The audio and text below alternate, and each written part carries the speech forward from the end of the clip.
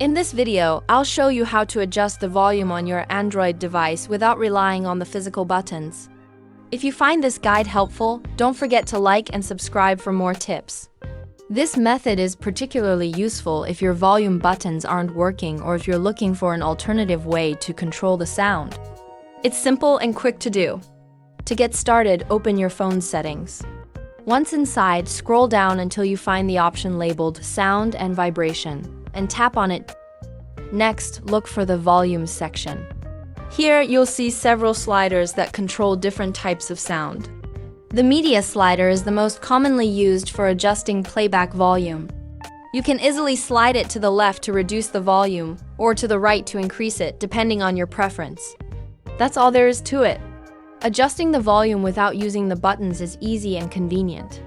If you enjoyed this guide, give it a thumbs up and subscribe for more helpful tutorials.